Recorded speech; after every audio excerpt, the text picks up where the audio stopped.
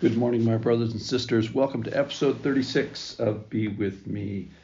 A strange passage today, something I never saw before, which is not unusual for me. We're in Luke chapter 2, verse 50, and this is about Jesus. He was 12 years old. He was in the temple. His parents couldn't find him. They finally found him. He explains why he's there. And then he says, "Why were you looking for me? Did you not know I must be in my Father's house?" In other words, why did it take you a day to find me? You should have found me in 1 second. Verse 50, and they did not understand the saying that he spoke to them. And here it is, Luke chapter 2, verse 51. And he went down with them and came to Nazareth and was submissive to them. And his mother treasured up all these things in her heart, and Jesus increased in wisdom and stature and favor with God and man. But the verse that caught me today was that Jesus was submissive to his parents. So that Jesus was submissive to an actual in the flesh man. His name was Joseph. And Jesus was submissive to an actual in the flesh woman. Her name was Mary.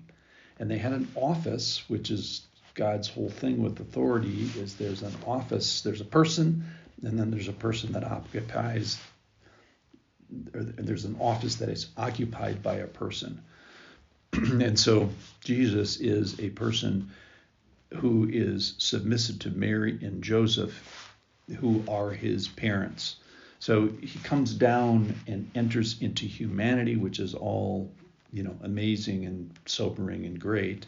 But then this idea of him coming under the authority in this administrative way, if you will, in the family. So here's the great irony for me thinking about this today is, let's just say that just for you new listeners, give me the benefit of the doubt, that Jesus is who he says he is. So that means he's creator, he's sustainer, and he's the maker. He invented authority. He invented this process of people occupying offices and other people having allegiance and submission and obedience, if necessary, to those offices. So that means that Jesus actually made the office of Mary, parent mother, and Joseph, parent father. And he does this not for our harm. So this is actually a good thing. And even we can say, because he participated in it, we can say that submission is godly. How do we know that? Because God, capital G, participated in this process. So says this verse. This verse says Jesus was submissive.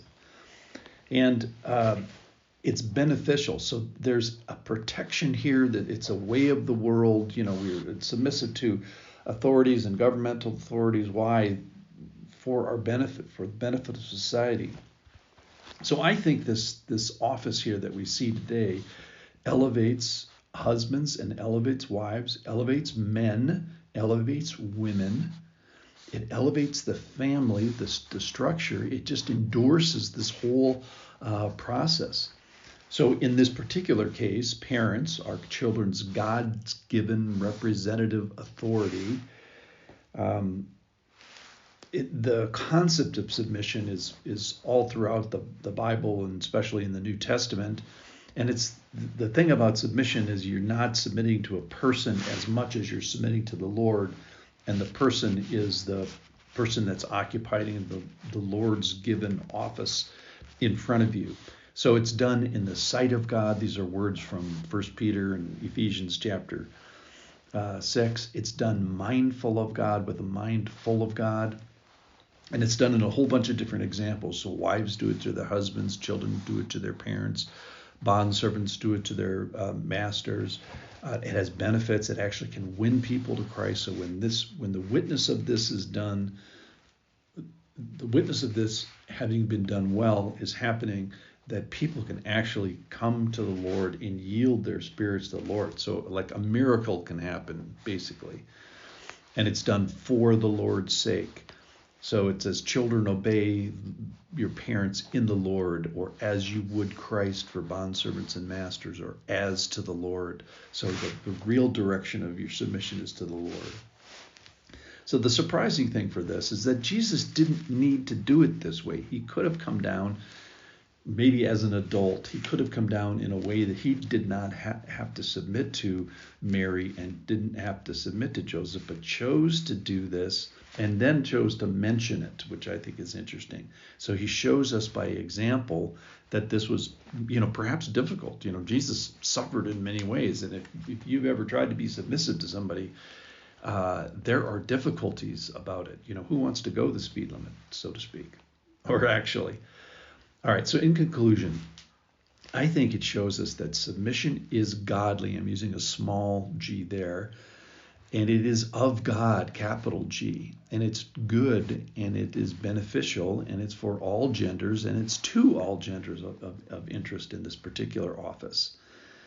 Now, I know we all have objections to this. I know we all bristle to this. But I just thought this was important for us to see and hear, for me to see and hear.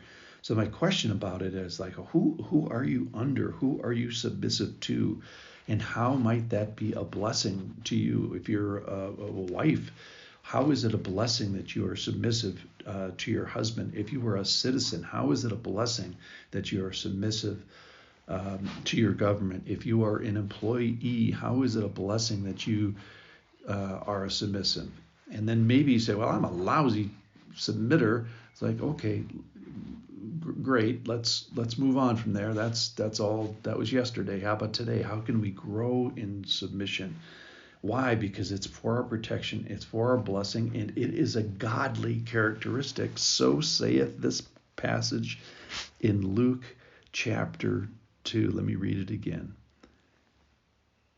And he went down with them and came to Nazareth and was submissive to them. Period. Wow. Thanks for listening. I'll see you tomorrow.